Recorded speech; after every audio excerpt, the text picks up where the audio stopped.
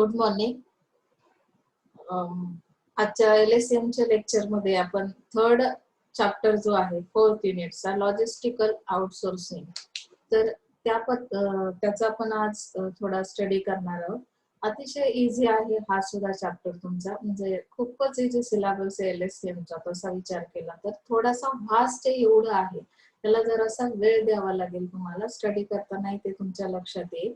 So त्यामध्ये आपण logistical outsource म्हणजे काय असतं की आपण जो बाहेरचा सोर्स वापरतो एखाद्या कामासाठी. आता लॉजिस्टिकचे असे बाहेरचे सोर्स कुठले आहेत किंवा ते कशासाठी वापरले जातात, तर हे सगळं आपल्याला बघायचं. म्हणजे लॉजिस्टिकचे जे ऑपरेशन्स आहेत ते करण्यासाठी आपल्याला ह्या लॉजिस्टिकल आउटसोर्सिंगचा उपयोग होतो.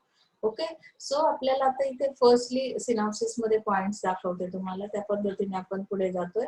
Meaning of outsourcing, objective of outsourcing, benefits, third party logistic, fourth party logistic, 3PL versus 4PL म्हणजे third party fourth party, drawbacks of outsourcing, selection of logistic service provider, outsourcing, value preposition. ह्या सिक्वेन्सने आपण आज जातोय. Okay, काही अडचण असेल तर विचारत चला. मला त्याशिवाय अंदाज येत नाही की तुम्हाला काही अडचणी आहेत किंवा नाही आहेत. तुम्हाला लिहिताना पण काही अडचण येणार नाही. मी सगळ्या लिंक प्रॉपर सेंड केलेल्या आहेत. ओके, म्हणजे आपल्याला आता ह्या आउटसोर्सचा विचार करायचा. So meaning of outsource. Outsourcing can be defined as contracting of one or more companies' business activities to outside service providers in order to reduce the overall operating cost and focusing on core competencies. And outsourcing can also be defined as transferring the repetitive and non-critical activities to outside parties and focusing on core competent functions. The primary objective of outsourcing is to reduce the overall operating cost and focus on core competencies for maximum utilization of available resources, financial, manpower, technology of the organization. म्हणजे आता इथे आपल्याला main त्यांनी meaning मध्येच explain केलंय की outsource use करण्यामागे काय रिझन आहे. It is defined as contracting of one or more companies business process.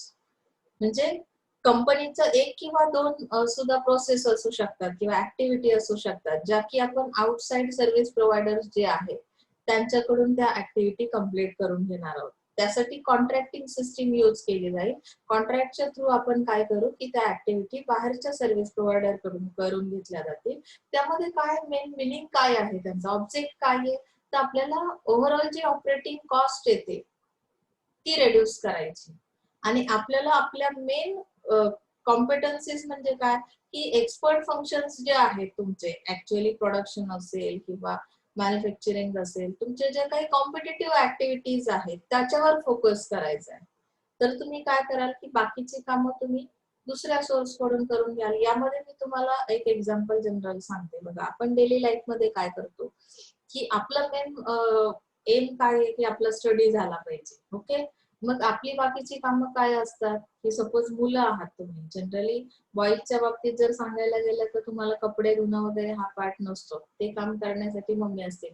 पण मम्मी पण बाहेर जाणारी असेल जॉबला, तर इथे आपण काय करतो की हे वरचं जे काम आहे, अगदी भांडी घासणं, कपडे धुणं, यासाठी एखादा दुसरा रिसोर्स वापरतो. त्याला आपण काय करतो की त्याच्यासोबत कॉन्ट्रॅक्ट करतो. म्हणजे काय करतो, एक प्रकारे पेमेंट देतो त्याला आणि त्या पद्धतीने ती कामं करतो.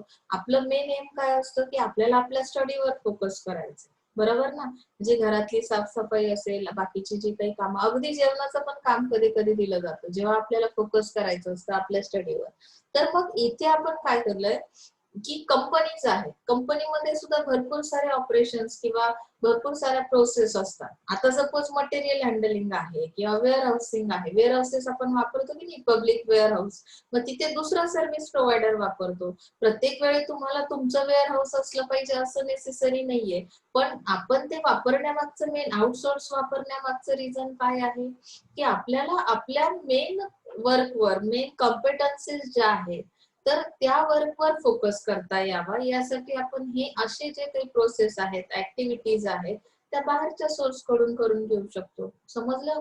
म्हणजे इथे आपण अशा पद्धतीची प्रोव्हिजन आहे ह्या आउटसोर्सिंग मध्ये. ओव्हरऑल सगळं तेच आहे बघा. म्हणजे तुम्ही अगदी एंडिंग पर्यंत हा चॅप्टर जर पाहिला तर काही नाही, तुम्ही मिनिंग मध्ये जे वाचलत ना तेच परत परत फिरवून फिरवून त्यांनी ऑब्जेक्टिव्ह हे ते थोडस सेंटेन्स मध्ये बदल केलेला आहे. त्यामुळे अजिबात टेन्शन घेण्याचं कारण नाही. तुम्हाला मिनिंग मध्येच मी जवळपास सगळा चॅप्टर एक्सप्लेन केलेला आहे. So see this, why do organizations outsource their business process? कशामुळे यूज करतात त्या outsource? Lack of expert labour in some portions of the business process. काही गोष्टींसाठी तुमच्याकडे एक्सपर्ट लेबर नसतील, तुमच्याकडे पण काही वीक पॉइंट असतात की नाही, त्याच्यामुळे मग ते वीक पॉइंट आपण इम्प्रूव्ह करण्यासाठी अशा आउटसोर्सचा वापर करतो. त्यानंतर availability of cheap labour outside. काही गोष्टी तुम्हाला बाहेरच्या रिसोर्स कडून चीप याच्यामध्ये प्राइस मध्ये अवेलेबल होतात, त्यामध्ये cheap labour outside without compromising on the quality of output. आपण इथे कॉम्प्रोमाइज नाही करत आहोत, ते कमी कॉस्ट मध्ये सॉरी कमी याच्यामध्ये आपल्याला अवेलेबल होतात म्हणजे ते क्वालिटीवर इम्पॅक्ट करतील असं नाही. त्या क्वालिटीमध्ये आपण कुठल्याही बार्गेनिंग करणार नाही आहोत, कॉम्प्रोमाइजिंग करणार नाही आहोत. तर इथे विथ क्वालिटी ते काय करतील, कमीत कमी जी काही सॅलरी किंवा काय प्रोव्हाइड करता तुम्ही त्यांना, तर त्या पद्धतीने ते अवेलेबल होतात. म्हणून आउटसोर्सचा वापर केला जातो. बाहेरून मागवतो आपण. आपल्याकडे एखादा बिझनेस आहे बघा, बिझनेसमध्ये लोकलचे जर लेबर जास्त हे मागत असतील, पगार मागत असतील, तर आपण बाहेरचे लेबर्स वापरतो. ते कमी पगारात आणि चांगलं उत्कृष्ट काम पण करतात, म्हणजे क्वालिटी पण मेंटेन राहते. ओके ना?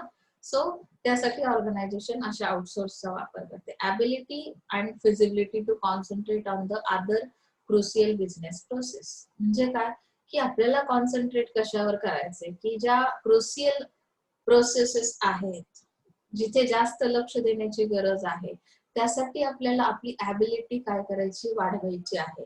त्यासाठी आपण काही प्रोसेस ह्या बाहेरून करून घेतो. Okay. So objective, reducing and controlling operating cost. मी सुरुवातीला सांगितलं की तुम्हाला ऑपरेटिंग कॉस्ट रिड्यूस करायची. Focus on core competent functions, म्हणजे जसं की क्रिटिकल ऍक्टिव्हिटीज वर तुम्ही जास्त फोकस करणार आहात. एक तुमचं second object. Improving company focus, कंपनीचा फोकस जो आहे त्यावर तुम्हाला त्यामध्ये इम्प्रूव्हमेंट करायची असेल, तुमचा परफॉर्मन्स इम्प्रूव्ह करायचा असेल ऑर्गनायझेशनचा, तर तुम्ही काही कामही बाहेरच्या सोर्स कडून करून घेणार आहात. Gaining access to world class capabilities, म्हणजे तुम्हाला तुमची सर्व्हिस किंवा प्रोडक्ट्स हे काय करायचे आहेत की ऑल ओव्हर वर्ल्ड साठी पाठवायचे आहेत. मग त्या हाय क्लास मध्ये किंवा तुमची जी कॅपॅसिटी आहे ती इन्क्रीज करण्यासाठी सुद्धा तुम्ही आउटसोर्स वापरता, बरोबर ना? आता सपोज तुम्ही एक्सपोर्ट करताय प्रोडक्ट, तर एक्सपोर्ट साठी तुम्ही मल्टीनॅशनल कंपनीचे सारखे काही बिझनेस आहेत, काही सोर्स आहेत, त्यांच्यामुळे बाहेरच्या कंट्री पर्यंत तुमच्या सर्व्हिसेस प्रोडक्ट्स जातात. तर अशा पद्धतीने आपण इथे काय करतो की ऍक्सेस प्रोव्हाइड करतो ऑल ओव्हर वर्ल्ड साठी. म्हणजे जसं की इंटरनॅशनल मार्केटिंग आहे किंवा हे आहे, त्यामध्ये आपले प्रोडक्ट्स जातात. Okay. So gaining access to world, freeing internal resources for other purposes, म्हणजे तुमचे इंटरनल रिसोर्स जे अवेलेबल आहेत ते दुसऱ्या कुठल्या तरी कामासाठी वापरात येते. म्हणजे तुमच्याकडे जरी मटेरियल आहे किंवा सोर्स आहे इंटरनल सोर्स, तर ते तुम्ही दुसऱ्या पर्पज साठी यूज करू शकता, आणि म्हणून आपण इथे आउटसोर्सचा वापर करतो. Streamlining or increasing efficiency for time consuming functions, म्हणजे इथे इफिशियन्सी येते. ऑब्व्हियसली सगळा वर्कलोड तुम्ही घेत नाही, डिवाइड केला जातो वर्कलोड आउटसोर्समुळे, म्हणजे तुमची इफिशियन्सी इन्क्रीज होते. टाइम कन्झ्युमिंग फंक्शन्स होतात, म्हणजे वेळेत तुमच्या काही गोष्टी प्रोसेस कम्प्लीट होतात. ओव्हरबर्डन असेल तर इथे काय होतं की टाइम लिमिट्स राहत नाहीत, आणि त्यामुळे आपल्या ज्या काही सर्व्हिसेस आहेत त्या स्मूथली फॉरवर्ड होत नाहीत किंवा इफिशियन्सी कमी दाखवतात. Okay. So maximising use of external resource, जे काही एक्सटर्नल रिसोर्स आहे त्यांचा जास्तीत जास्त वापर करता यावा. Sharing risk with a partner company, आपण जेव्हा एकटेच बिझनेस करतो, सगळ्या रिस्पॉन्सिबिलिटी आपल्यावरच असतात, तेव्हा रिस्क टेकर्स फक्त आपण एक कंपनी असते. पण जेव्हा आपण ते वर्क डिवाइड करतो, कोणाला तरी त्यामध्ये काय करतो, पार्टनर म्हणून घेतो किंवा त्या ऍक्टिव्हिटी शेअर केल्या जातात, तेव्हा शेअरिंग होते, रिस्क मध्ये शेअरिंग होतं, आणि त्यामुळे इथे आपल्याला काय होतं की जास्त बर्डन होत नाही किंवा अंडर प्रेशर वर्क होत नाही कुठलं. Okay. So reduce major investments and avoid financial risk. म्हणजे इन्व्हेस्टमेंट पण कशी असते की सपोज जो थर्ड सोर्स वापरलेला आहे तो पण इन्व्हेस्टमेंट करेल, तो पण फायनान्शियल रिस्क जी असते ती सुद्धा इथे डिवाइड केली जाते. त्याची इन्व्हेस्टमेंट असतात किंवा आपल्याही असतात, त्यामुळे इथे फायनान्स सुद्धा काय होतो, डिवाइड होतो. ती रिस्क कमी होते आपल्यावरची. Improve flexibility in functions. Functions जे आहेत तुमचे त्यामध्ये फ्लेक्झिबिलिटी आणण्याचा प्रयत्न केला जातो. नाहीतर रिजिड सर्व्हिसेस होतात आणि त्यामध्ये रिजिडनेस आला की मग आपल्याला त्यामध्ये काम करण्यात कंटाळा येतो किंवा इंटरेस्ट राहत नाही आणि ती प्रोसेस लेंदी होते. Okay. So improve financial ratios. Financially stability जर तुम्हाला हवी असेल, इम्प्रूव्ह करायचा असेल तो रेशो, म्हणजे मागच्या वर्षी कशा पद्धतीने रेव्हेन्यू मिळत होता किंवा प्रॉफिट मार्जिन कसं होतं आणि या वर्षी कसं आणि फ्युचर मध्ये काय आहे, हा रेशो तुम्हाला इम्प्रूव्ह करत जर जायचं असेल तर तुम्हाला ह्या आउटसोर्सचा उपयोग होतो. ओके. Enhance market credibility. म्हणजे तुमच्याकडे जे काही मार्केट आहे, तुम्ही जे कस्टमर आहे तुमच्याकडे, तर त्यामध्ये आपल्याला क्रेडिबिलिटी तयार करायची, विश्वास तयार करायचा. मग अशा वेळेस आपल्याला right time, right place, right job, right service अशा पद्धतीने जावं लागेल. मग हे सगळं करण्यासाठी तुम्हाला आउटसोर्सचा उपयोग होतो आणि त्यामुळे कस्टमर सॅटिस्फॅक्शन मिळतं. ऑब्विसली ते काय वाढते, क्रेडिबिलिटी वाढते. So improve overall operating performance. तुमचे जे ऑपरेटिंग परफॉर्मन्स आहे तो इम्प्रूव्ह करता येतो. ओके. बेनिफिट्स काय आहेत त्याचे? Swiftness and expertise. इथे जे स्पेशलाइज वेंडर आहेत, आउटसोर्स मध्ये जे वेंडर्स आहेत, म्हणजे वेंडर्स म्हणजे कोण की ज्यांच्या थ्रू आपण सेल करतो, तर त्या आउटसोर्स वेंडर्स मुळे काय होतं की आपल्याला काही इक्विपमेंट्स, म्हणजे स्पेसिफिक इक्विपमेंट्स ते यूज करतात, त्यांच्याकडे एक्सपर्टाइज टेक्नॉलॉजी असते आणि त्यामुळे आपलं जे टास्क आहे ते फास्टली कम्प्लीट होतं किंवा बेटर क्वालिटी त्यामध्ये येते. Okay. So that is expertise. That is the first object of outsourcing. Second is concentrating on core processes rather than the supporting ones. म्हणजे ते आपल्याला कोर बिझनेस कुठला, आपला मेन बिझनेस काय आहे त्यावर फोकस करता येण्यासाठी याचा उपयोग होतो आउटसोर्सचा. Reduce operational and recruitment cost. आता जी कॉस्ट आहे ती रिड्यूस करता येते, कारण आपण काय करतो की जे ऑपरेशन्स आहेत ते काय केले जातात, डिवाइड केले जातात. काही रिस्पॉन्सिबिलिटी ही आउटसोर्स कडे दिली जाते आणि त्यामुळे इथे ऑब्विसली कॉस्ट कमी होते, operational cost. Okay. Next is risk sharing. जसं मी सुरुवातीला सांगितलं, तुम्ही पहिल्या चॅप्टर मध्ये जे शिकलात ना मिनिंग मध्ये, तेच पुन्हा तुम्हाला ऑब्जेक्ट आणि याच्यामध्ये थोडस चेंज करून रिस्क शेअर केली जाते. म्हणजे रिस्पॉन्सिबिलिटीज काय येतात, वेंडर कडे काही दिल्या जातात, काही रिस्पॉन्सिबिलिटीज, काही प्रोसेस तो करतो म्हणजेच काय, काही रिस्पॉन्सिबिलिटी त्या वेंडर कडे जाते. म्हणजेच इथे काय होतं की outsourcing helps in reducing risk of the company. Okay. Next advantage, stuffing levels. आता स्टफिंग लेवल्स मध्ये काय केलं जातं, companies also outsource in order to reduce the workload on their employees or to provide more development opportunities for their employees for freeing them from tedious tasks. म्हणजे इथे काय केलं जातं बघा की outsourcing is to achieve head count reductions or minimize the fluctuations in stuffing that may occur due to changes in demand for a product or service. म्हणजे इथे fluctuations कसे ठेवले जातात किंवा हेड काउंट रिडक्शन कसं केलं जातं, तर तुमची स्टफिंगची लेवल इन्क्रीज केली जाते. स्टफिंग म्हणजे काय असतं की ज्या पद्धतीने मार्केटची डिमांड असते त्यानुसार तुम्ही काय करता, प्रोडक्ट आणि सर्व्हिस मध्ये काही चेंजेस करता, फ्लक्च्युएशन्स आणण्याचा प्रयत्न केला जातो. आणि मग आउटसोर्स मुळे काय होतं की हा वर्कलोड डिवाइड केला जातो आणि त्यामुळे तुम्हाला हे चेंजेस आणणं पॉसिबल होतं किंवा ह्या ऑपॉर्च्युनिटीज मार्केटच्या तुम्हाला घेता येऊ शकतात. Okay. So that is the stuffing level. Save on infrastructure and technology. तुम्हाला आउटसोर्स काय करतो, eliminate the need for investment in infrastructure. Outsourcing partner takes the responsibility of business process and hence develops infrastructure for the same.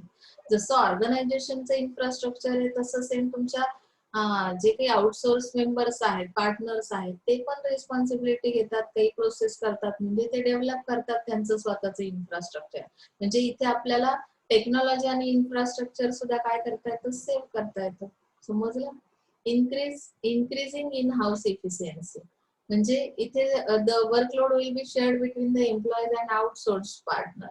This enable to increase the efficiency of internal employee. तुमच्या employ वरचं burden outsource काय करतो, कमी करतो, म्हणजेच इथे efficiency येते work मध्ये. इन हाऊस एफिशियन्सी म्हणजे तुमचे जे स्वतःचे एम्प्लॉय आहेत त्यांच्यावरचं वर्क प्रेशर कमी झालं की ऑटोमॅटिकली काय होतं, एफिशियंट वर्क ते करतात. खूप तत्परतेने क्विक सर्व्हिस देणं, क्विक रिस्पॉन्स देणं त्यांना possible.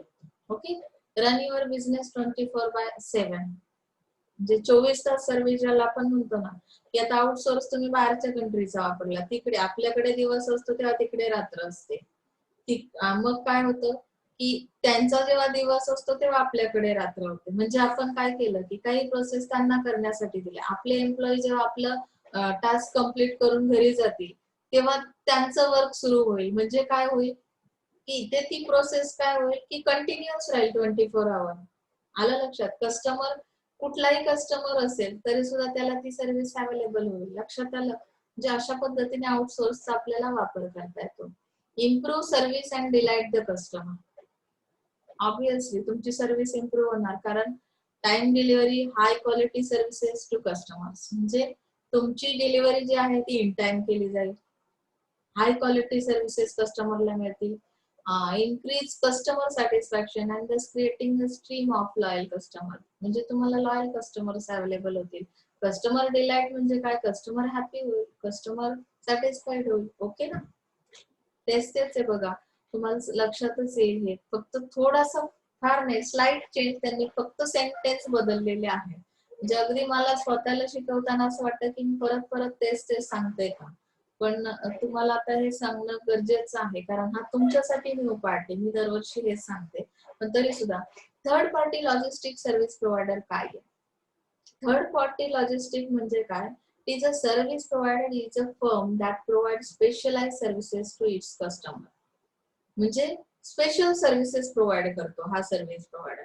Third party logistic. Outsource म्हणजे कळलं तुम्हाला, तुम्ही दुसरा सर्व्हिस प्रोव्हायडर वापरताय काही ठराविक ऍक्टिव्हिटीज साठी, काही प्रोसेसेस साठी.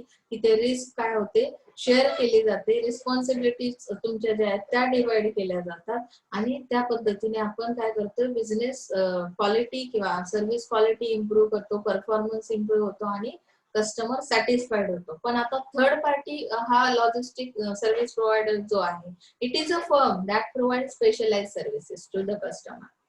म्हणजे थर्ड पार्टी आपण म्हणतो ना, बोलताना असं जनरली ही कन्सेप्ट वापरतो आपण, की कोणाकडून तुला ह्या गोष्टी समजल्या असं जर कोणी विचारलं तर आपण म्हणतो थर्ड पार्टी कडून, त्याचं नाव नसेल सांगायचं तर. पण थर्ड पार्टी म्हणजे काही एखादा रोबोट वगैरे नसतो, तोही माणूसच असतो. सेम इथे सुद्धा एक फर्म आहे, ती सर्व्हिस प्रोव्हाइड करते, पण ती स्पेशलाइज सर्व्हिसेस प्रोव्हाइड करते. आणि third party logistic service provider provide various logistical services. म्हणजे ती फक्त सर्व्हिस प्रोव्हाइड करत नाही, तर स्पेशल सर्व्हिसेस मध्ये काय असतं, ट्रान्सपोर्टेशन, वेअरहाउसिंग सारख्या सर्व्हिसेस प्रोव्हाइड करते. They own the logistical infrastructure of their own functional area.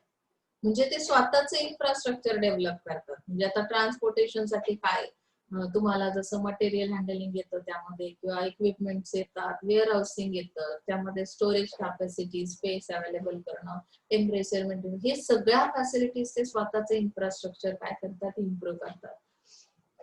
Transportation service provider has its on transport vehicle. म्हणजे त्यांचं इन्फ्रास्ट्रक्चर मध्ये, असेट्स मध्ये काय येतं बघा, की स्वतःच्या व्हेकल असतात ट्रान्सपोर्टसाठी. Warehousing service provider has its own warehouse, स्वतःचे वेअर हाऊस असतात. They perform the work interested by the customer and that is outsource work. म्हणजे कस्टमरचा जशा पद्धतीने इंटरेस्ट आहे त्या पद्धतीने ते वर्क परफॉर्म केलं जातं. It focuses on one or more functions of supply chain. म्हणजे फक्त एकच फंक्शन करत नाहीत वेअर हाऊसिंगचं, तर त्यासोबत ट्रान्सपोर्टेशन आणि एक्सेट्रा एक्सेट्रा, म्हणजे जेवढे आपण लॉजिस्टिक मध्ये ऑपरेशन्स पाहिले त्यामधले कुठलेही ती फर्म करू शकते, third party logistic. Thus it involves narrow approach. म्हणजे हा नॅरो अप्रोच आहे. त्यामुळे they specialize in their own functional area and transportation service provider specializes in transportation activities. Warehousing service provider specializes in warehousing activities. म्हणजे infrastructure functional area ते काय करतात, specialise असतो. म्हणजे काय असतं की त्यांच्याकडे त्या सगळ्या स्पेशल ऍक्टिव्हिटी असतात. मग ट्रान्सपोर्टेशन असेल तर ती सर्व्हिस प्रोव्हाइड करायची, तर त्यासाठी कुठल्या कुठल्या गोष्टी आवश्यक आहेत त्या त्यांच्याकडे असतील, वेअर हाऊसिंगच्या असतील. ओके ना. So it focuses on implementation and execution of activities. म्हणजे इम्प्लिमेंट पण केल्या जातात, त्याचं एक्झिक्युशन पण केलं जातं. लक्षात आलंय. म्हणजे त्या ऍक्टिव्हिटीची फक्त प्रोव्हिजन करून ठेवत नाहीत, ऍक्च्युअली ते मार्केटमध्ये सर्व्हाइव्ह करतात, त्या सर्व्हिसेस प्रोव्हाइड करतात. त्याचं इम्प्लिमेंटेशन आणि एक्झिक्युशन दोन्ही पार्ट होतात. 3PL मध्ये बघा, थर्ड पार्टी लॉजिस्टिक ही एक फर्म आहे, ती स्पेशलाइज सर्व्हिस प्रोव्हाइड करते आणि ती स्वतःचं इन्फ्रास्ट्रक्चर सुद्धा डेव्हलप करते. Is that clear here? Okay. Types कुठले आहेत 3PL चे? मग स्टँडर्ड सर्व्हिस प्रोव्हायडर, ते काय करतात? That service provider perform all basic activities such as picking, packing, warehousing and distribution. म्हणजे स्टँडर्ड सर्व्हिस कशाला म्हणतो आपण, तर तो एक टाइप आहे 3PL चा. पिक करणं प्रोडक्ट म्हणजे घेणं, पॅक करणं आणि वेअरहाऊस मध्ये स्टोअर ठेवणं आणि डिस्ट्रीब्यूट करणं म्हणजे सप्लाय करणं.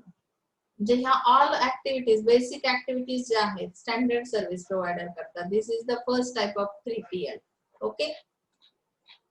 Service developer, service providers perform value added services such as tracking and tracing. म्हणजे आपल्याला सपोज ट्रान्सपोर्ट केला एखादा प्रोडक्ट, तर मग त्याचं लोकेशन वगैरे ट्रॅक करतो की नाही आपण, क्रॉस डॉकिंग कसं केलं जातं किंवा स्पेसिफिक पॅकेजिंग कसं केलं जातं, शिपमेंट करताना करतो की नाही आपण क्रॉस डॉकिंग. ही कन्सेप्ट मागच्या चॅप्टरला पाहिली की कशा पद्धतीने तो जी काही बोट आहे, शिप आहे, काय करतं ते की उचलून ते वरच्या मजल्यावर ठेवलं जातं आणि नंतर ज्या डेस्टिनेशन आहे जिथे अनलोड करायचंय तिथे आपण काय करतो, खाली उतरवतो. मग क्रेनच्या साह्याने असेल ते त्या पद्धतीने काय केले जातात, क्रॉस डॉक केले जातात. तर ह्या सर्व्हिसेस पण ते व्हॅल्यू ऍडेड सर्व्हिसेस प्रोव्हाइड करतात सर्व्हिस डेव्हलपर. ओके. डेव्हलप केले जाते सर्व्हिस म्हणजे काय की त्याचं डिझायनिंग काहीतरी वेगळं असतं, समजलं. Customer adapter, this comes in at the, हा टाइप ऑफ 3PL बघतोय आपण, थर्ड टाइप आहे हा. कस्टमर अडॅप्टर कोण आहे? This comes in at the request of a customer. It is when the 3PL takes over complete logistic of the firm. म्हणजे काय की हा कोण आहे की हा रिक्वेस्ट नुसार येतो कस्टमरच्या, customer adapter. Okay. So customer developer means what? This is the highest level of 3PL. This is when the 3PL service provider integrates itself with the company. म्हणजे सर्व्हिस प्रोव्हायडर जे आहेत 3PL मधले, त्यांचं integration केलं जातं आणि त्यांची एक कंपनी तयार होते आणि ends up taking over the entire logistic operation. आणि ते काय करतात की शेवटपर्यंत एखादं लॉजिस्टिकल ऑपरेशन करतात. That means it is a customer developer. म्हणजे कस्टमर डेव्हलपर आहे ते. Okay. So advantages of 3PL. Swiftness and expertise. Third-party logistics service providers are specialized in their own functional area. Moreover, they have specific equipments and technical expertise. आपण हा part आधीही पाहिला होता. आता same सांगितलंय की त्यांच्याकडे काही इक्विपमेंट, स्पेशल इक्विपमेंट्स असतात, टेक्नॉलॉजी असते, ज्यामुळे काय होतं की ते चांगल्या पद्धतीने त्या फर्मला काय करतात, मदत करतात किंवा enable them to complete the task faster with the better quality output. म्हणजे काय की हे त्याचा ऍडव्हान्टेज आहे. कॉन्सन्ट्रेटिंग ऑन कोअर प्रोसेसेस, जसं मी आधी पण सांगितलं, सेम आहे का हे ऍडव्हान्टेज. आउटसोर्स मध्ये जे होते 3PL चा पण रोल ऍज इट इज आहे आउटसोर्स सारखाच. त्यामुळे इथे पण तुम्हाला काय करतात की जे काही कोर कॉम्पिटन्सीज आहेत त्यावर तुम्ही फोकस करता आणि त्यासाठी तुम्हाला वेळ मिळतो. त्यामुळे आपल्याला इथे concentrating on core processes, reduce operating cost, same similar. Save on infrastructure and technology, same आहे सिमिलर. आउटसोर्स मध्ये जे ऍडव्हान्टेज दिलं होतं की आउटसोर्स पार्टनर्स काय करतात, रिस्पॉन्सिबिलिटी घेतात. बिझनेस प्रोसेस मध्ये ते त्यांचं स्वतःच इन्फ्रास्ट्रक्चर डेव्हलप करतात. त्यामुळे ते सेव्ह होतं तुमचं इन्फ्रास्ट्रक्चर आणि technology. Okay. Increase in house efficiency, तुमचे एम्प्लॉईचा परफॉर्मन्स इम्प्रूव्ह होतो आणि इफिशियंट सर्व्हिसेस ते प्रोव्हाइड करू शकतात. Improve service and delight the customer, same आहे. Outsourcing certain activities will enable the firm to provide on time deliveries and high quality service. Okay. Fourth party logistic. आता ही concept बघूया आपण. Outsource पहिला, त्यानंतर 3PL पहिला, आता fourth party logistic. Okay. So a fourth party logistic service provider is basically consultancy firm that acts as a link between third party service provider and the one who needs such services. आता ही consultancy firm आहे, ही स्वतः infrastructure वगैरे स्वतःच develop करणार नाही. ती consultancy कशी करेल, म्हणजे तुमची लिंक कशी बसवून देईल की थर्ड पार्टी लॉजिस्टिक कोण, म्हणजे थर्ड पार्टी पर्सन किंवा थर्ड पार्टी फर्म कुठली आहे आणि त्यांच्या बरोबर ज्या फर्मला गरज आहे आउटसोर्सची, त्या 3PL चा आणि त्या फर्मचा ज्यांना गरज आहे ती सर्व्हिस घेण्याची 3PL ची, त्यांची लिंक लावून देईल consultancy firm. That is called fourth party logistic. Okay, service provider त्याला म्हणतात fourth party logistic service provider. Okay, so they do not own any logistical infrastructure. म्हणजे ते कुठले ऑपरेशन्स किंवा प्रोसेसेस स्वतः करत नाही फोर्थ पार्टी. मग काय करते ती कन्सल्टन्सी फर्म आहे, ती फक्त तुम्हाला सांगते की कुठली थर्ड पार्टी आहे ती तुमचे प्रोसेस कंप्लीट करेल किंवा ती तुमच्या सोबत कॉन्ट्रॅक्ट करेल आणि तुमचं एखादं ऑपरेशन करेल.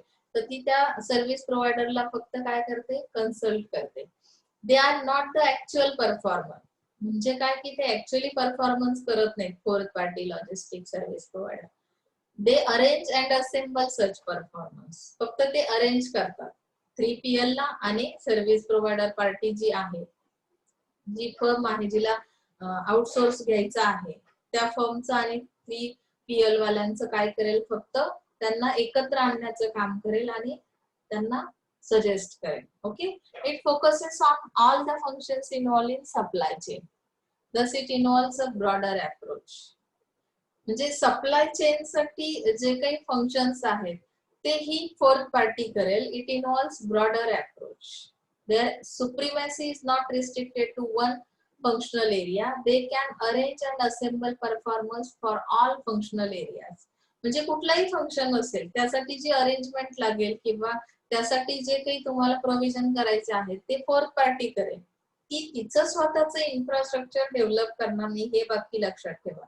It focuses on planning and designing of activities. म्हणजे आता कुठला 3PL कोणासाठी सुटेबल आहे याचं तुम्हाला प्लॅन करावं लागेल. तुम्ही जेव्हा काय करताय, एखाद्याला कन्सल्ट करताय किंवा एखाद्याला सजेस्ट करताय, त्यावेळेस तुमच्याकडे पण काही ऍक्टिव्हिटी डिझाईन केलेल्या असल्या पाहिजेत की कशा पद्धतीने वेने गेलो तर आपण ही सप्लाय चेन आपली कशी इफेक्टिव्ह वाटेल.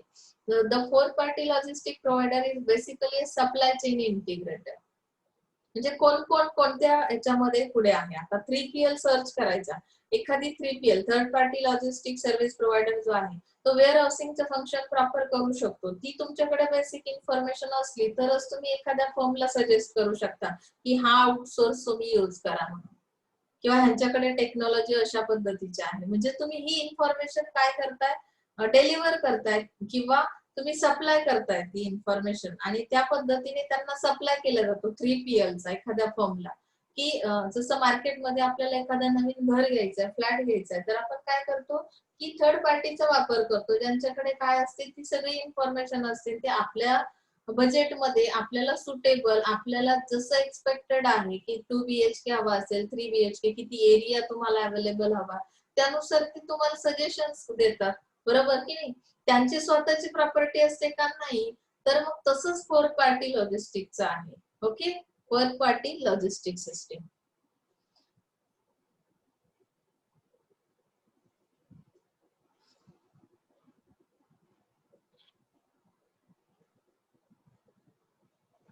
A fourth party logistic provider is also sometimes called as lead logistic provider. Lead logistic का सांगितलंय, कारण तो लीडिंग करतो इथे. बरोबर ना.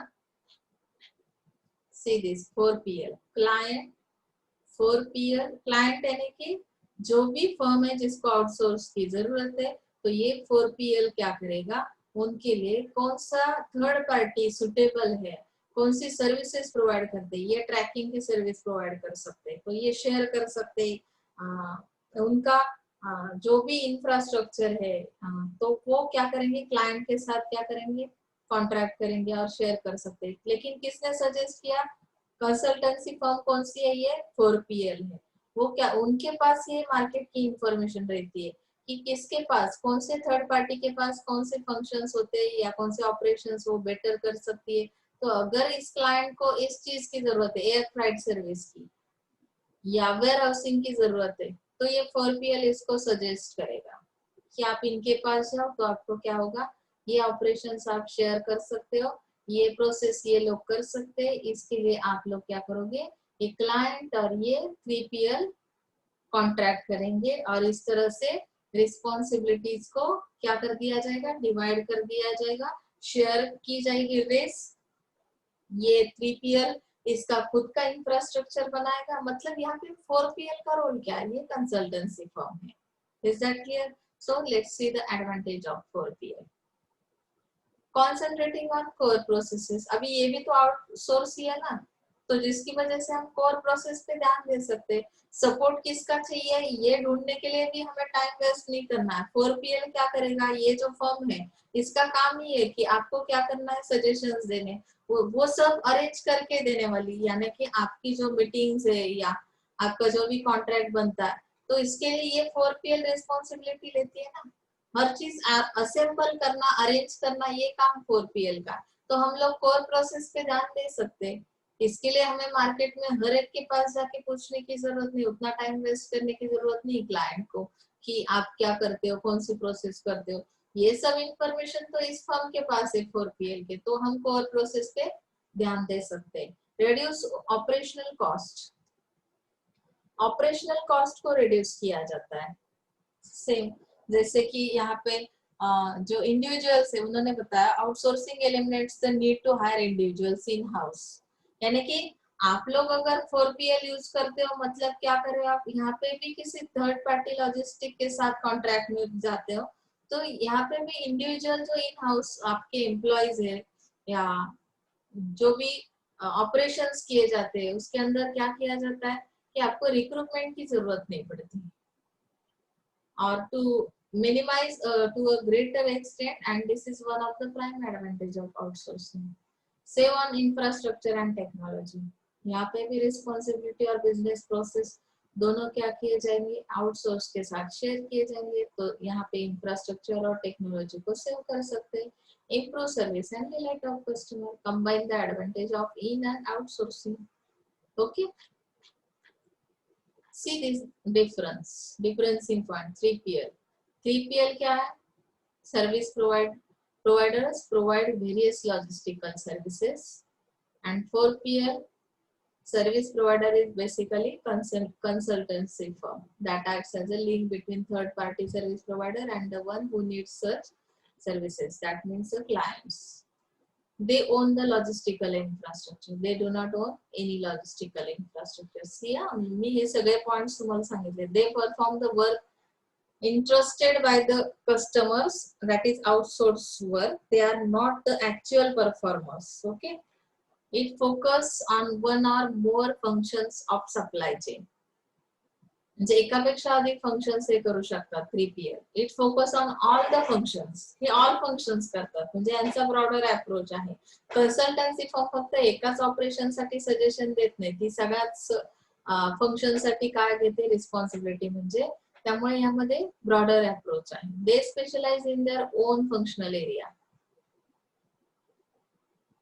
म्हणजे स्पेशलायझेशन नसतं. कोण ट्रान्सपोर्टेशन करेल, आपण डायग्राम पाहिली की नाही, वेअर हाऊसिंगच्या सर्व्हिस कोणाकडे बेस्ट असतील, त्या ऍक्टिव्हिटी करत असतील ते.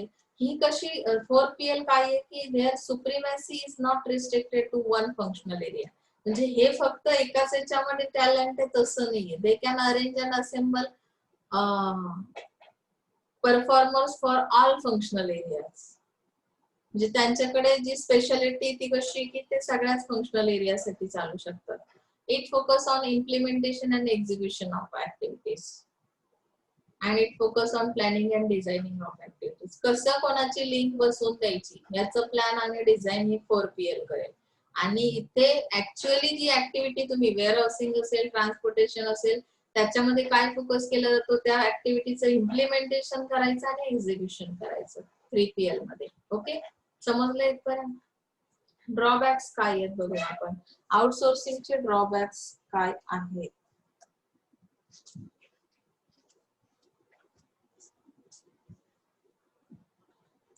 बघा, लॉस ऑफ मॅनेजरियल कंट्रोल. आता आउटसोर्स मी वापरला म्हणजे काय केलं, obviously manager as a manager तुम्ही जे काही कंट्रोलिंग सिस्टीम असते, तुम्ही जे बिझनेस फंक्शन्स करता, तर त्या ऑपरेशन्सवर तुमचा एकट्याचा कंट्रोल राहत नाही, ती ऍक्टिव्हिटी कोणीतरी दुसरंही करणार आहे. म्हणजेच काय झालं की इथे तुमचा ओव्हरऑल कंट्रोल कमी होतो. When the company outsource its activities and functions to outside service provider, the management and control of that function gets transferred to the outside service provider. Losing management control of business function means that you may no longer be able to control operations of activities. एक काम दोघांकडे, एक project दोघांमध्ये केला ना की बघा तुमचा कंट्रोल कसा राहतो. सेकंड पार्टी काय करेल, की काय ऍक्टिव्हिटी करते, कुठल्या वेळेत करते, ह्याच्यावर तुम्ही एकटे ऍज अ मॅनेजर नाही कंट्रोल करू शकत. समजलं? Hidden cost. Hidden cost and legal problems may arise if the outsourcing terms and conditions are not clearly defined. Terms आणि कंडिशन्स, जसं तुम्ही इथे कॉन्ट्रॅक्ट करताय, थर्ड आउटसोर्स वापरता म्हणजे काय की ह्या आउटसोर्स वापरताना काही अशा कॉस्ट असतात की ज्या तुम्हाला काय होत नाही की दिसत नाहीत, पण मग काही लिगल प्रॉब्लेम्स असतात जे तुम्हाला येऊ शकतात, मग ते अवॉइड करायचे असतील तर मग काय करायला लागेल तुम्हाला, इथे कॉन्ट्रॅक्टच्या वेळेस व्यवस्थित ज्या काही कंडिशन्स आहेत, टर्म्स आणि कंडिशन्स, त्या ठरवून घ्याव्या लागतील. जर असा प्रॉब्लेम क्रिएट झाला तर मग आपण कशा पद्धतीने तो सॉर्ट आउट करणार आहोत. मग ती हिडन कॉस्ट कोणाकडून, आउटसोर्स कडून असेल किंवा जी मेन फर्म आहे जिने तो आउटसोर्स घेतलेला आहे, ती सर्व्हिस घेतलेली, त्या पद्धतीने टर्म्स आणि कंडिशन्स ठरवून घ्याव्या लागतील. Okay. Threat to security and confidentiality. Drawbacks बघतोय आपण ना. Threat to security and confidentiality. The lifeblood of any business is the information that keeps it running. One biggest disadvantage of outsourcing is the risk of losing sensitive data and the loss of confidentiality. तुम्ही share करता ना ते सगळ्या गोष्टी, मग sensitive data loose होणं किंवा risk येणं किंवा कॉन्फिडेन्शियलिटी लॉस होणं हा प्रकार इथे होऊ शकतो. एखाद्याने जर तुमचा, आपण बोलतो ना मराठीमध्ये, शुद्ध मराठीत लोक बोलतात की माझा विश्वासघात केला किंवा कॉन्फिडन्स जो आहे, कॉन्फिडेन्शियलिटी जी आहे ती सुद्धा काय होते, लूज होते. म्हणजे काय की इथे तुमचा डेटा सगळाच एकमेकांशी शेअर केला जातो. मग तुम्ही असं कॉन्फिडेंटली एखाद्या गोष्टीमध्ये सांगू शकत नाही की ही प्रोव्हिजन जी आहे ती मी करू शकतो, किंवा कारण इथे मॅनेजरियल कंट्रोल पण कमी झालेला आहे. म्हणजे सेक्युरिटी आणि कॉन्फिडेन्शियलिटी ह्या दोन्ही गोष्टींना प्रॉब्लेम येतात. रिस्क असते याच्यामध्ये आउटसोर्स यूज करण्यामध्ये. सिक्युरिटी राहत नाही ना, कारण एक गोष्ट दोघांना समजली म्हणजे पूर्ण जगाला समजली, बरोबर ना. जेव्हा एखादा पर्सन सांगतो की मी फक्त तुलाच सांगतोय, कोणाला सांगू नकोस, एकाने फक्त दुसऱ्या एकाच माणसाच्या कानात सांगू दे त्याचं की प्रायव्हसी जी काही आहे, त्याच्या प्रायव्हेट मॅटर्स बद्दल, फॅमिली मॅटर्स बद्दल, पर्सनल मॅटर बद्दल, तो जो दुसऱ्याच्या कानात बोललेला असतो ना, तो फक्त एकालाच परत जाऊन सांगतो की त्याने मलाच फक्त सांगितलंय, तू परत कोणाला सांगू नको, मी पण फक्त तुलाच सांगतोय. असं करत ते सगळीकडे जातं. म्हणजे सेक्युरिटी आणि कॉन्फिडेन्शियलिटी या दोन्ही आपण यूज करतो. तसं सेम आहे आउटसोर्स यूज करणं म्हणजे काय की आपण रिस्क सगळ्या काय घेतलेल्या आहेत तिथे घेतलेल्या आहेत, सगळ्या एव्हरीथिंग, आपण जो डेटा आहे काय आहे ते सगळं शेअर केलेला आहे. ओके ना. क्वालिटी प्रॉब्लेम्स म्हणजे काय की दोघं जण एक काम करत असतील तर याला वाटतं तो करेल, त्याला वाटतं तो करेल, इथे क्वालिटीमध्ये गडबड होऊ शकते. म्हणजे जी आउटसोर्स आहे तो फक्त प्रॉफिटचा विचार करेल, तो तुमच्या काही प्रोसेस करतो किंवा रेस्पॉन्सिबिलिटी घेतो आणि त्याचं इन्फ्रास्ट्रक्चर पण डेव्हलप करतो. त्यावेळी काय होतं की तो प्रॉफिट मिळवण्याचा प्रयत्न करतो आणि मग तो एक्सपेन्स कमी करण्याचा प्रयत्न करतो. This may affect the quality of service. म्हणजे प्रॉब्लेम्स तुम्हाला येऊ शकतात जेव्हा क्वालिटीशी रिलेटेड प्रॉब्लेम येतो. Outsourcing provider doesn't have proper process or is inexperienced in working in an outsourcing relationship. म्हणजे कदाचित तो आउटसोर्स जो घेतला तो एक्सपिरियन्स पर्सनही नसेल, तर तुम्हाला इथे क्वालिटीचे प्रॉब्लेम फेस करावे लागतात. Okay. Tied to the financial well being of another company. आता यामध्ये काय सांगितलंय की if outsource service provider faces any risk such as bankruptcy, financial loss, it may affect performance of the company. तुमचा outsource गेला म्हणजे त्याचं फायनान्शियली काही लॉस झाला तर त्याचा इफेक्ट हा तुमच्या परफॉर्मन्सवर होणार आहे त्या कंपनीचा, ज्या कंपनीने तो आउटसोर्स यूज केलेला आहे. त्यामुळे सर्व्हिस प्रोव्हायडर चूज करणं, त्यांच्यावर डिपेंडेंट राहताना तुम्हाला फार प्रिकॉशन्स घ्याव्या लागतील. Okay. Bad publicity and Ilvel, म्हणजे सर्व्हिस प्रोव्हायडरची पब्लिसिटी कशी आहे किंवा बॅड पब्लिसिटी जर झाली तर कंपनीची त्यामध्ये होऊ शकते. कंपनी त्यांचा वापर करते ना आउटसोर्सिंगला म्हणून. Selection of logistics service provider. आता सिलेक्शन कसं केलं जातं बघूया. Company that wants to outsource its activities to outside service provider. आता लॉजिस्टिक सर्व्हिस प्रोव्हायडरचं सिलेक्शन करताना फर्स्ट स्टेप येते डिफाइनिंग द लॉजिस्टिकल प्रॉब्लेम.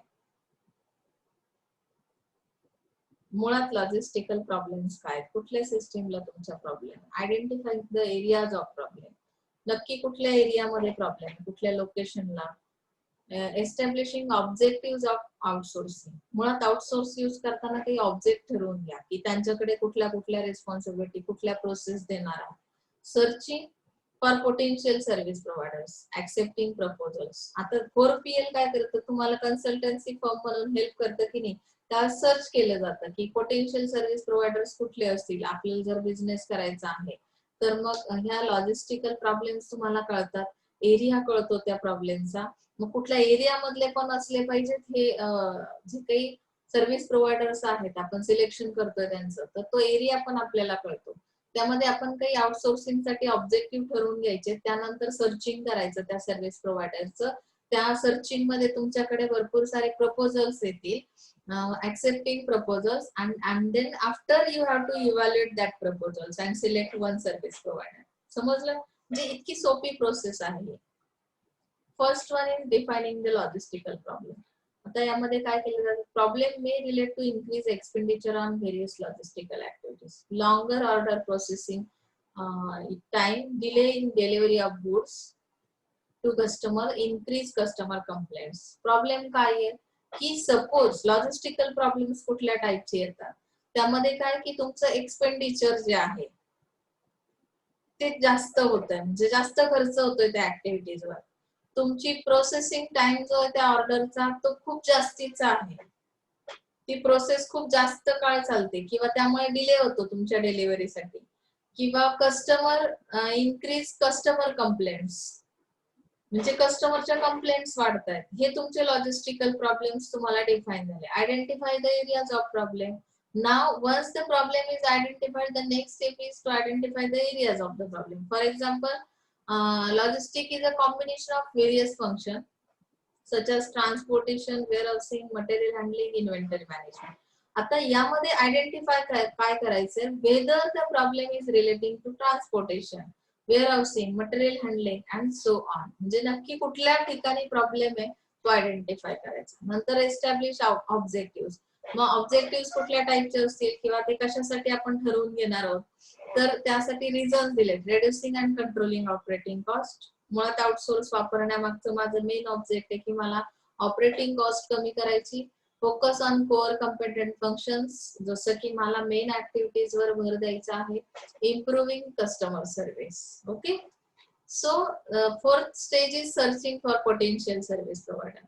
आता to whom company business process can be outsourced, the company should accept proposals from the potential service provider. म्हणजे तुमच्याकडे काही proposals येतात, आम्ही इंटरेस्टेड आहोत आउटसोर्स म्हणून काम करण्यासाठी, त्यातून मग तुम्ही एखादं सिलेक्ट करता की कुठल्या आउटसोर्स कडे लॉजिस्टिकल इन्फ्रास्ट्रक्चर बेस्ट आहे, किती एक्सपिरियन्स आहे त्यांचा, कस्टमर बेस कसा आहे, टेक्नॉलॉजी कुठली यूज करतात, सर्व्हिसेस कशा आहेत, त्याची कॉस्ट किती आहे, त्या रिलायबल आहेत का, यानुसार हे सगळे कॅरेक्टर स्टडी केल्यावर तुम्हाला इव्हॅल्युएशन करणं इझी होतं.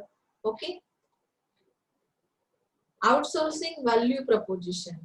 आता व्हॅल्यू प्रपोजिशन मध्ये काय येतं बघा, the mission of logistic is to help an organization to reduce operating cost. परत तेच दिले बघा, कशामुळे व्हॅल्यू ऍडेड सर्व्हिसेस का होतात, हे आउटसोर्सिंगचा वापर केल्यामुळे. व्हॅल्यू प्रपोजिशन काय होतं की लॉजिस्टिकचं जे मिशन आहे त्यासाठी ऑर्गनायझेशनला काय करतं, हे आउटसोर्स काय हेल्प करतं, रिड्यूस करतं ऑपरेटिंग कॉस्ट आणि इन्क्रीज करतं profitability. Outsourcing eliminates the need for investment in infrastructure. कारण की जे आउटसोर्स यूज करतात ते आउटसोर्स सर्व्हिस प्रोव्हायडर काय करतात, स्वतःच इन्फ्रास्ट्रक्चर डेव्हलप करतात. Outsourcing the supporting processes will give the organization more time to strengthen their core business process. Same similar test points आहे. पण fourth one काय दिलं, once the company allocates tasks to the outsource partner, the workload will be shared between the employees and outsource partner. So this enables to increase the efficiency. Same आहे परत. Outsourcing certain activities will enable the firm to provide on time deliveries. Outsource मुळे आपण time delivery provide करू शकतो, हाय quality services provide करू शकतो. And last one, with this value preposition decision on logistic outsourcing can be justified. Okay, म्हणजे value preposition याच्यावरून समजतं की नाही, की जर तुम्हाला एवढे बेनिफिट्स आउटसोर्स यूज केल्यामुळे मिळत आहेत तर त्याचं व्हॅल्यू प्रपोजिशन काय असेल, हा डिसिजन आपण घेऊ शकतो, जस्टिफाय करू शकतो. ते घेणं गरजेचं आहे का किंवा ते घेणं काही चुकीचं आहे का हे समजू शकतं. ओके, म्हणजे अशा पद्धतीने आउटसोर्स सर्व्हिस प्रोव्हायडर आउटसोर्सिंग हा चॅप्टर इथे आपला संपलेला आहे. ओव्हरऑल काय सांगितलं की ह्या आउटसोर्सचा वापर केल्यामुळे ऑपरेशनल कॉस्ट रिड्यूस केली जाते, तुमच्या सर्व्हिस मध्ये एफिशियन्सी येते, इन्फ्रास्ट्रक्चर शेअर केलं जातं, टेक्नॉलॉजी सेव्ह केली जाते. त्यामध्ये 3PL आणि 4PL ह्या दोन कन्सेप्ट आपण स्टडी केल्या. थर्ड पार्टी लॉजिस्टिकचा रोल काय आहे, fourth party logistic service provider काय आहे, हे सगळं अतिशय सिंपल आणि साधं आहे. ओके, इथे हा चॅप्टर संपतोय. आपला पुढचा चॅप्टर आपण लगेच सुरू करतोय. त्याचं नाव आहे बघा last, logistics in global environment. See, हा फोर्थ युनिटचा फोर्थ चॅप्टर आहे. म्हणजे इथे हा सिलेबसचा सगळ्यात शेवटचा चॅप्टर आहे.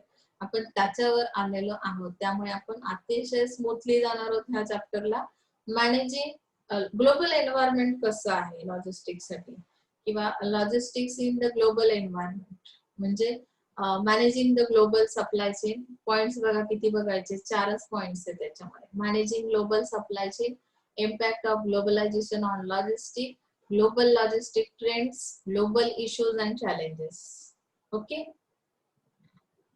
ग्लोबलायझेशन म्हणजे काय, असं एकदा मी क्वेश्चन विचारला होता आय थिंक सो वर्गामध्ये, मला सॅटिस्फाईड आन्सर्स नव्हते मिळाले. तुमच्या कन्सेप्ट क्लिअर असू देत, त्या क्लिअर नसतील तर अगदी पहिल्यापासून जावं लागतं. तुम्ही थर्ड इयरचे स्टुडंट्स आहात, नसेल माहिती तरी माहिती करून घ्यायचंय ते, कारण की ग्लोबलायझेशन हा पार्ट तुम्हाला माहिती पाहिजे. प्रायव्हेटायझेशन काय, लायबरलायझेशन काय, ह्या सगळ्या गोष्टी आपल्या मार्केटिंग रिलेटेड येतात. आणि लॉजिस्टिक मध्ये पण ग्लोबलायझेशन आपण स्टडी करतोय. तर मॅनेज कसं करायचं, managing the global supply chain.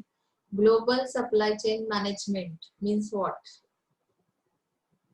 मग इथे globalisation of economies all over the world has created the opportunities. ह्या ग्लोबलायझेशन मुळे काय झालं, जागतिकीकरण ज्याला म्हणतात मराठीमध्ये, की कुठलीही गोष्ट आपल्याला काय करता येते की बियॉन्ड नॅशनल बाउंड्रीज, किंवा आपण पाठवू शकतो, बिझनेस करू शकतो. नॅशनल बाउंड्रीजच्या पलीकडे जाऊन म्हणजेच ऑल कंट्रीज मध्ये आपण काय करू शकतो, बिझनेस करू शकतो. ह्याच फॅसिलिटीला काय म्हणतात, ग्लोबलायझेशन. जागतिकीकरण झालंय due to advancement and development of technology. हे सगळं कशामुळे पॉसिबल आहे, टेक्नॉलॉजीमुळे. Entire world has become a single global market. म्हणजे पूर्ण वर्ल्ड जे आहे ते एकच global market, single global market म्हणून आपण कन्सिडर करतो, कारण की टेक्नॉलॉजीमुळे सगळं जग जवळ आल्यासारखं झालंय असं आपल्याला समजतंय. म्हणजे ग्लोबलायझेशन काय हे ऍटलिस्ट बेसिक लेवलला एवढं तरी तुम्हाला माहिती असलं पाहिजे. Okay, so global supply chain management is the management of the flow of goods across the countries. ही जी सप्लाय चेन आहे ना, ग्लोबल सप्लाय चेन मॅनेजमेंट, आता हे मॅनेजमेंट करायचं म्हणजे तुम्हाला तुमचे गुड्स बाहेरच्या कंट्रीज मध्ये पाठवायचे आहेत. मग ह्यामध्ये जी मुवमेंट केली जाईल, स्टोरेज केलं जाईल रॉ मटेरियलचं, किंवा इन्व्हेंटरी मॅनेज केली जाईल, किंवा फिनिश गुड्स जे आहेत ते right from the point of origin to the point of consumption to all over the world. म्हणजे काय की तुम्हाला इथे जे प्रोडक्टचा फ्लो आहे तो कसा आहे की एका कंट्रीमधून दुसऱ्या कंट्रीमध्ये, म्हणजे राईट पॉइंट कुठल्या ओरिजिनचा, कुठल्या कंट्रीत ओरिजिन म्हणजे तयार होतो तो प्रोडक्ट, आणि कुठल्या कंट्रीत तो सेल होतो म्हणजे कुठे त्याचं कन्झम्पशन केलं जातं. त्या पद्धतीने ही गुड्सची मुवमेंट तुम्हाला करायची आहे आणि त्याचं मॅनेजमेंट करायचं आहे. हे इतकं सोपं नाहीये. हे मॅनेजमेंट थोडंसं कसं आहे, डिफिकल्ट आहे. पण त्यामध्ये आपण कशा पद्धतीने जायचंय बघा. The global supply chain management is the concept of global supply chain management has gained huge importance. Increase globalization and offshore sourcing. आता ह्यामध्ये the objective of global supply chain management, त्याचं ऑब्जेक्टिव्ह काय? तुम्ही म्हणाल मॅडम आपल्याच कंट्रीत sale केलं तर काय फरक पडणार आहे, कशासाठी आपण बाहेर जातोय? तर कशासाठी जातो? To reduce cost of procurement. म्हणजे इथे कॉस्ट कुठली रिड्यूस करायची? प्रोक्युरमेंटची. Okay. To decrease risk related to purchasing activities, म्हणजे ज्या रिस्क आहेत परचेसिंग ऍक्टिव्हिटीज मधल्या त्या कमी करायच्या आहेत. Okay. So, however, the major difference is that global supply chain management involves a company's worldwide orientation rather than local or national orientation as in the case of traditional SCM. म्हणजे आता major difference काय की global supply chain management मध्ये काय की company all over वर्ल्डचा विचार करते, आणि लोकल आणि नॅशनल याच्यामध्ये काय केलं जातं की ट्रॅडिशनल वेने आपण सप्लाय चेन मॅनेजमेंट करतो. ट्रॅडिशनल वे जो आहे कशा पद्धतीने ऍडव्हर्टायझिंग करायची, काय करायचं, तर त्या पद्धतीने आपण जातो, सप्लाय करतो products. Transportation of goods between different countries is much more complicated as compared to transportation within the country. The major consideration in global cargo movements are selection of transportation mode. म्हणजे आता बघा तुम्हाला बाहेरच्या कंट्रीत जर एखादा cargo movement म्हणजे काय, गुड्सची movement, ती कशी केली जाते की सपोज तुम्हाला त्यासाठी मोड चूज करायचा, वॉटरवेच्या थ्रू जाणार, रेल्वेने जाणार, की आपण रेल्वेमध्ये बरेच ट्रॅक बघितले की कशा पद्धतीने डबल ट्रॅक ट्रेन आहे किंवा कशा आहेत, तर अशा पद्धतीने तुम्हाला सुटेबल असा मोड चूज करायचा. त्यानंतर इन्शुरन्स ची सिस्टीम कशी आहे, पॅकेजिंग कसं असलं पाहिजे, डॉक्युमेंटेशन कसं करायचं, मग त्यामध्ये तिथले लॉज परत काय आहेत, आपल्या इथल्या गव्हर्नमेंटचे लॉज काय आहेत बिझनेस रिलेटेड, याचा अभ्यास करावा लागतो. तसं जेव्हा आपण विदिन कंट्री म्हणजे आपल्याच कंट्रीमध्ये डोमेस्टिक जेव्हा ट्रॅडिशनल वेने जेव्हा सप्लाय करतो एखादा प्रोडक्ट, एवढ्या सगळ्या प्रोसेस येत नाही, बरोबर ना. Documentation is the most important part of cross border transaction. म्हणजे डॉक्युमेंटेशन असल्याशिवाय माणूस जाऊ शकत नाही, एवढे प्रोडक्ट्स कसे पाठवणार आहात त्या मार्केटला. एक माणसाला जायचं असलं तरी कुठे विजा घ्या, कुठे हे घ्या, कुठे ते घ्या, किती डॉक्युमेंटेशन असतं तुम्हाला माहिती, तुमच्यापैकी बरेच विद्यार्थी जाऊनही आले असतील. The important documents in cross border transaction are export license. मुळात तुमच्याकडे लायसन असणं गरजेचं आहे. कन्स्युलर इनव्हॉइस, कमर्शियल इनव्हॉइस म्हणजे कमर्शियल बेसवरचे, आता जसं की आपल्याकडे जसे वकील असतात की नाही, तसे परराष्ट्रामध्ये बाहेरच्या कंट्रीज मध्ये सुद्धा ते असतात, त्यांचाही आपल्याला विचार करावा लागतो. Bill of lading, certificate of origin, म्हणजे कुठलं सर्टिफिकेट आहे, त्याचं ओरिजिन काय आहे, म्हणजे तुम्हाला लायसन्स सर्टिफिकेट मिळालं तर ते कुठल्या कंट्रीचं आहे, ते तिथं चालतं की नाही. काही कंट्रीज मध्ये अलाव पण नाही, कुठल्या 2-4 कंट्रीजला ते रिस्ट्रिक्शन टाकतात, तुम्ही आमच्या इकडे येऊन व्यापार करू शकत नाही, बिझनेस करू शकत नाही, म्हणजे त्यामुळे सर्टिफिकेट ऑफ ओरिजिन पण महत्वाचं असतं. तर अशा पद्धतीच्या प्रोव्हिजन्स ह्या ग्लोबल सप्लाय चेन मॅनेजमेंट मध्ये येतात. Other factors can also come into play. For example, conditions on the one side of the world often vary greatly from those on other side and can impact production and shipping. म्हणजे तुम्हाला बाहेरच्या countries जाऊन जर supply करायचं आहे product, तर आपल्याकडे जी situation आहे, ज्या कंडिशन्स आहेत मार्केटच्या, त्याच सेम सिमिलर दुसरीकडे असतील असं नाहीये. तिथल्या जो प्रोडक्शनवर कशा पद्धतीने इम्पॅक्ट होतो, शिपिंग कसं केलं जातं, त्यांच्या इथले प्रोव्हिजन कशा आहेत, त्यामध्ये डिफरन्स असतो. Thus we can say that due to adoption of globalization, managing logistic, globalization मी अडॉप्ट केलं म्हणजेच काय की मला लॉजिस्टिक मॅनेज करावं लागेल. सप्लाय चेन मॅनेजमेंट ऍक्टिव्हिटीज ज्या आहेत त्यामध्ये जेवढं चॅलेंजिंग टास्क आहे ते काय करायचे, मॅनेज करायचं आहे. So McDonald global supply chain. See The success of McDonald India is the result of managing its supply chain well. McDonald ची जी सर्व्हिस आहे इंडियामध्ये, तर ती काय करते, सप्लाय चेन मॅनेजमेंट तिचं परफेक्ट आहे, त्यामुळे तिला सक्सेस मिळालेला आहे. मॅकडोनाल्ड हॅज 4 डिस्ट्रीब्युशन सेंटर्स, जसं की नोएडा, कळंबोली, बेंगलोर, कोलकाता, त्या ठिकाणी डिस्ट्रीब्युशन सेंटर्स आहेत. ते काय करतात, डिस्ट्रीब्यूट करतात products. For French fries McDonald imports oil and fries.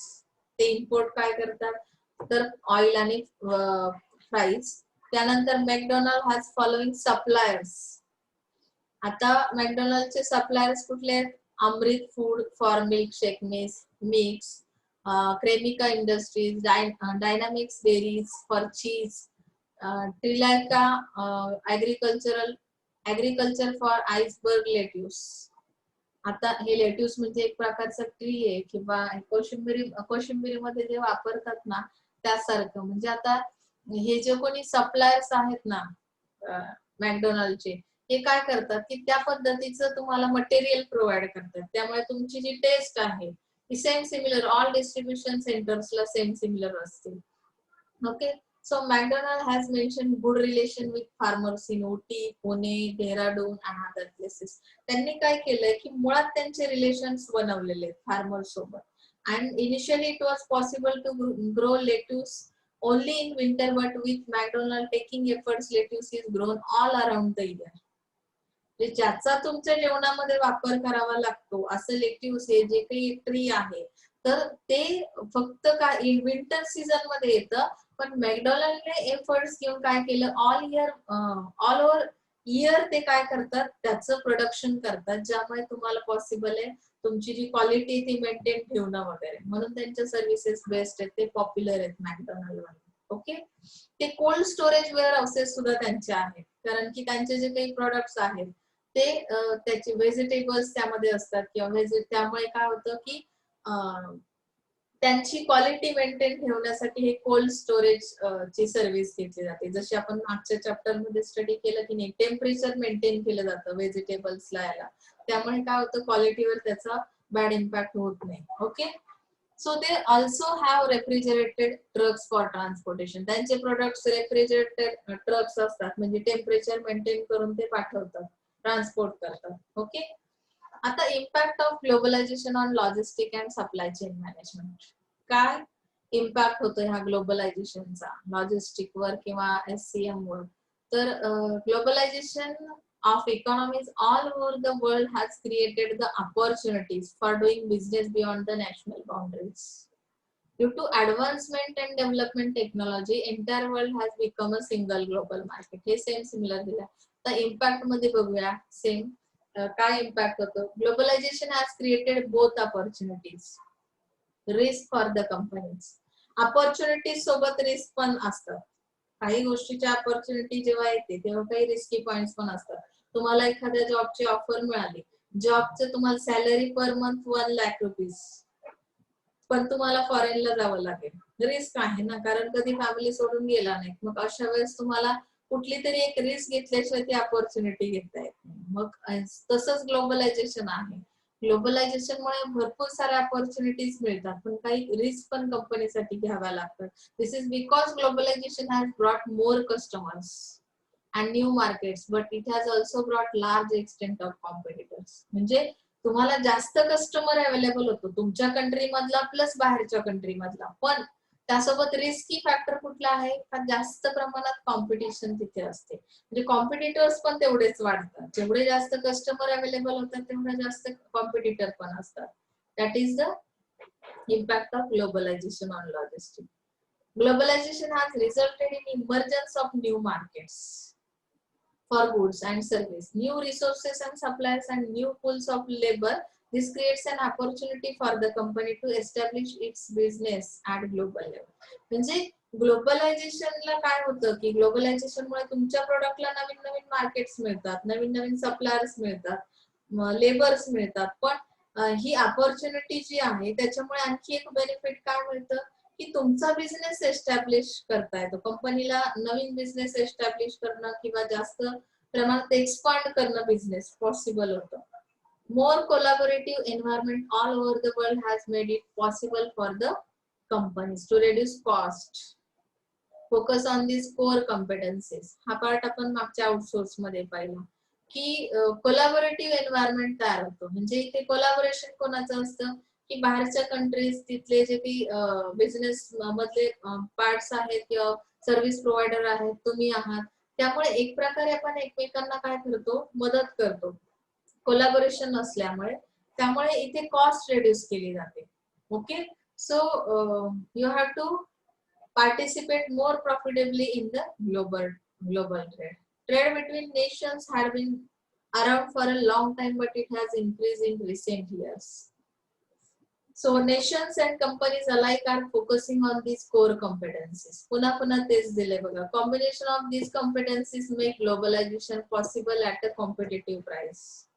म्हणजे तुम्ही कशा पद्धतीने एक्सपर्ट फंक्शन्सवर फोकस करताय आणि त्यामुळे कॉम्पिटिटिव्ह प्राइस तुम्हाला कशी अवेलेबल होते, कारण की तुम्ही बाहेरच्या कंट्रीत तो प्रोडक्ट सेल करणार आहात, सर्व्हिस सेल करणार आहात. म्हणजे काय की तुम्ही आउटसोर्स वापरता, आउटसोर्स मध्ये कॉम्पिटन्सीज वर फोकस केला जातो आणि त्यामुळे कॉम्पिटिटिव्ह प्राइस तुमच्या प्रोडक्ट्सला मिळतात. Okay, globalization has forced countries and companies to become more efficient. Okay, so creating the infrastructure and competitive advantage necessary to survive global markets. तुमच्याकडे इन्फ्रास्ट्रक्चर आहे, त्यानंतर कॉम्पिटिटिव्ह ऍडव्हान्टेज तुम्हाला मिळतात. कशामुळे की इन्फ्रास्ट्रक्चर आणि इफिशियंट ज्या काही सर्व्हिसेस आहेत तुमच्याकडे, त्यामुळे तुम्ही ऑब्विसली बाहेरच्या मार्केटमध्ये जाऊ शकता. Globalization has also resulted in a lot of challenges for logistics. आता कुठले challenges आहेत logistics साठी globalization मुळे? Global market place has made supply and demand more volatile and hard to forecast as there is a greater dependence on different companies spread over great distance. म्हणजे volatile आहे supply आणि डिमांडची जी process आहे ती कशामुळे volatile आहे, कारण की बाहेरचं मार्केट आहे, तिथे तेवढं आपल्याला सपोज एखाद्या गोष्टीसाठी फोरकास्टिंग करणं शक्य नाहीये की तिथला कस्टमर कशा पद्धतीने चेंज ऍक्सेप्ट करेल, किंवा खूप लांबच्या डिस्टन्सवर असल्यामुळे कंपनीला तेवढंसं फोरकास्टिंग करता येणं सहज शक्य नाही, तिथलं एन्व्हायरमेंट मार्केट रिलेटेड स्टडी करणं. So customers and plants are spread throughout the world and this can make it difficult for managers to maintain an adequate level of control over their operations. म्हणजे आपल्या मार्केटमध्ये जर तुम्ही selling करताय तर इथल्या local मार्केटचं स्टडी करणं, इथल्या कस्टमरच्या जो काही चेंजेस आहे, डिमांड आणि सप्लाय कशी असली पाहिजे त्याबद्दल आपण थोडासा अंदाज घेऊ शकतो, एस्टिमेट तयार करू शकतो. पण लांबच्या डिस्टन्सला हे मॅनेजरला पॉसिबल होत नाही आणि त्यामुळे आपला कंट्रोल राहत नाही आपल्या ऑपरेशन्सवर ग्लोबलायझेशन मध्ये. ओके, ग्लोबल लॉजिस्टिक ट्रेंड्स कुठले आहेत आता? Production is being brought closer to the end user, closer to the end user as a result of increase labour. म्हणजे transportation cost. Majority of producers have realized that they can maintain the same low cost and high level of quality. So bringing the production closer to the end user results in fewer transportation, shorter lead time and easier planning of logistic flows. म्हणजे आपल्याला हा नवीन जो trend आला यामध्ये आपण काय करतोय की ट्रान्सपोर्टेशन कॉस्ट कमी करायची, तर मग आपण इथे काय करतो, बऱ्यापैकी आउटसोर्सेस यूज करतो. त्यामुळे ट्रान्सपोर्टेशन करणं वगैरे टेक्नॉलॉजीची हेल्प मिळते ग्लोबलायझेशनमुळे आणि त्यामुळे हा एक नवीन ट्रेंड आला की आपण लीड टाइम कमी करतो. फ्युअर ट्रान्सपोर्टेशन म्हणजे तुम्हाला ज्या टायमिंगला ती सर्व्हिस हवी, ते प्रोडक्ट्स अवेलेबल पाहिजे त्या टायमिंगला प्रोव्हाइड केले जातात. म्हणजे वेटिंग पिरियड कमी करणं, that is called lead time short करणं. या त्या पद्धतीने लॉजिस्टिक्सचा फ्लो केला जातो. म्हणजेच production is being brought closer to the end user. म्हणजे that is the first trend, logistic trend. Focus on large vessels for transportation. आता इथे तुम्ही काय करताय, ग्लोबल ट्रेंड काय आहे त्याचा की जे वेसल्स म्हणजे ज्या पद्धतीने तुम्ही हे करताय, सप्लाय करताय, ट्रान्सपोर्टेशन करताय. Nowadays, more and more shipping companies invest in large vessels to reduce operational cost. At a time, bulk quantity मध्ये जेव्हा तुम्ही काय करताय, ट्रान्सपोर्टेशन करताय, तर तिथे कॉस्ट काय केली जाते, ऑपरेशनल कॉस्ट कमी केली जाते. हा एक ग्लोबल ट्रेंड आहे लॉजिस्टिक मधला. Focus on green logistic. शक्यतो आपण काय करतो की ट्रान्सपोर्ट, आता यामध्ये एक्झाम्पल दिले बघा. The recent trend is to reduce transportation by airways and roadways. म्हणजे एअरवेचा किंवा रोडवेचा कमीत कमी वापर केला जातो ट्रान्सपोर्टेशन साठी. That means it focus on railways for environmental concern. जे एअर पोल्युशन अवॉइड करायचं म्हणजे ग्रीन लॉजिस्टिक वर तुम्ही फोकस केलाय. Continue investment in IT solutions for logistic. म्हणजे जे काही आपल्या लॉजिस्टिक साठी प्रोव्हिजन्स केलेले आहेत. इन्फॉर्मेशन टेक्नॉलॉजीचा एक चॅप्टर आपण स्टडी केलाय की to facilitate better communication, coordination, traceability, transparency येते सप्लाय चेन मध्ये. म्हणजेच आपण काय करतो की IT सोल्युशन्स वर आपण इन्व्हेस्टमेंट करतो लॉजिस्टिक मध्ये आणि त्यामुळे आपले प्रॉब्लेम सॉर्ट आउट होऊ शकतात. हा एक ग्लोबल ट्रेंड आहे लॉजिस्टिक मधला. Growing trend of e commerce. E commerce म्हणजे ऑनलाईन शॉपिंग, बाईंग जे काही आहे तो एक नवीन ट्रेंड मार्केटमध्ये आलेला आहे. ग्लोबलायझेशन, इंटरनॅशनल आणि emerging markets have become a main part of overall business growth strategy. म्हणजे बिझनेस मध्ये ग्रोथ करायची असेल तर ग्लोबलायझेशनचा वापर आपण करू शकतो. This enhances the scope of logistical activities. त्यामुळे तुमच्या लॉजिस्टिकल ऍक्टिव्हिटीजला स्कोप आहे. एथिकल सप्लाय चेन म्हणजे काय की ओव्हरऑल तुमच्या ज्या ऍक्टिव्हिटीज आहेत लॉजिस्टिकल ऍक्टिव्हिटीज त्यामध्ये तुमच्या सोसायटीवर त्याचा कसा इम्पॅक्ट होतो. मग त्यामध्ये काही एथिक्स वापरणं खूप गरजेचं आहे. जसं मार्केटिंग मध्ये तुम्ही यूज करता एथिक्स, तसंच जेव्हा ग्लोबल लेवलला तुम्ही ग्लोबलायझेशन झालेलं आहे आणि बाहेरच्या कंट्रीज पर्यंत तुमचे प्रोडक्ट जातात तेव्हा या सगळ्या प्रोसेस मध्ये काय यूज करणं गरजेचं आहे की ह्या सप्लाय चेन मध्ये इथिकल मॅनर्स यूज करणं खूप गरजेचं आहे. म्हणजे इथे सांगितलंय की customers increasingly prefer products that are made and sourced in the right way, minimizing business, social, economic and environmental impact on society. त्या बिझनेसचा नक्की सोसायटीवर, इकॉनॉमीवर किंवा एन्व्हायरमेंटवर काय इम्पॅक्ट होतो याचा कस्टमर पहिल्यांदा विचार करतो. That means you have to use ethical supply chain. That is very very important part in this global trend. Okay, so complexity of supply chains. Supply chains मध्ये कॉम्प्लेक्सिटी कशामुळे येते की लोकेशन बदललं की तुम्हाला काय करावं लागतं की क्विक चेंजेस तुमच्या सप्लाय चेन मध्ये आणावे लागतात आणि मग ते जे चेंजेस आणण्याचा प्रयत्न केला जातो त्यामुळे इथे कॉम्प्लेक्शन्स थोडेसे वाढतात. So supply chain are becoming increasingly complex and dynamic with sourcing location and being changed increasingly quickly and purchasing order becoming smaller and more frequent. So now let's see our next part, global issues. This is the last point of this chapter and also unit. Okay, so let us see first global issues कोणते आहेत. increasing volatile in customer demand. आता global marketplace has made supply and demand more volatile. म्हणजे fluctuations याच्यामध्ये आहेत कारण this makes it very difficult for the company to make a proper forecast as the customer. मी सुरुवातीला सांगितलं की बाहेरच्या कंट्रीज मध्ये फोरकास्टिंग करणं तेवढं सोपं नाहीये. त्यामुळे आपल्याला सप्लाय आणि डिमांड हे अप्रोप्रिएट करता येईल असं नाही ग्लोबल मार्केटप्लेसला. हे चॅलेंजिंग आहे, ग्लोबल इश्यू आहे हा. Increase complexity in the supply chain. आता कॉम्प्लेक्सिटी कशामुळे येते की ही सप्लाय चेन कॉम्प्लेक्स मुळात कशामुळे झाली, इन्क्रीज नंबर ऑफ सप्लायर्स. कारण इथे इंटरमिडियरी खूप मोठा वापरावा लागेल. बाहेरच्या कंट्रीज पर्यंत एखादा प्रोडक्ट पाठवायचं त्यामध्ये number of suppliers are there. So customers and plants are spread throughout the world and this can make it difficult for managers to maintain an adequate level of control over their operations.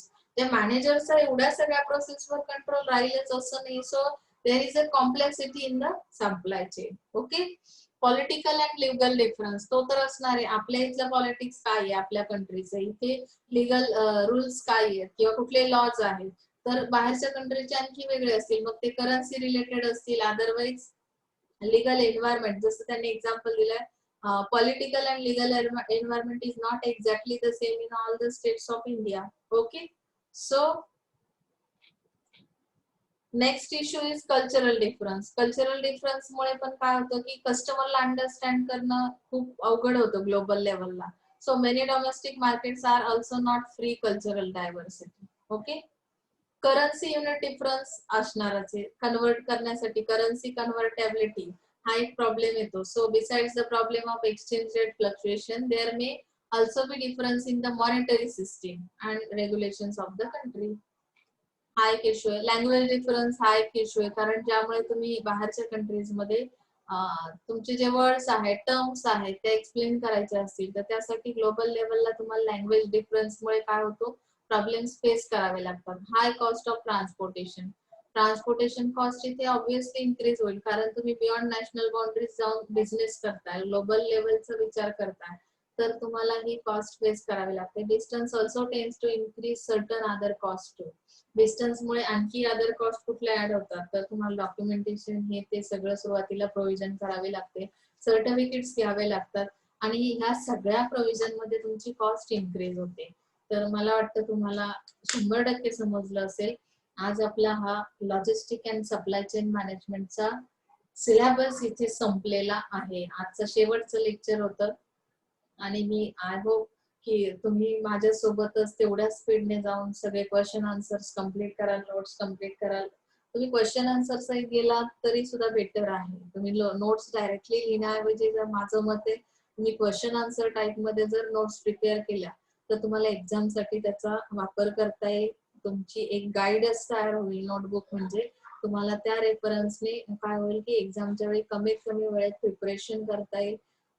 इथे जेवढे काही 4 chapter आपण संपवले, तर त्या चारी chapter मध्ये कोणाला काही शंका असेल तर तुम्ही विचारायची. त्यामध्ये थोडेफार प्रॉब्लेम्स होते मध्ये, पण ते प्रॉब्लेम्स शक्यतो डायरेक्ट विचारत नाहीत, त्याला आर ऑप्शन्स असतात. बऱ्याचदा 1-2 इयरलाच फक्त विचारलेले आहेत आतापर्यंत. मॅक्झिमम प्रॉब्लेम विचारत नाहीत, विचारला तरी त्याला ऑप्शनला केस स्टडी वगैरे देतात. एक केस स्टडी पण मी तुम्हाला सॉल्व्ह करायला दिलेला आहे, किंवा कन्सेप्ट देतात तुम्हाला छोट्या छोट्या 2-3 कन्सेप्ट ऑरला.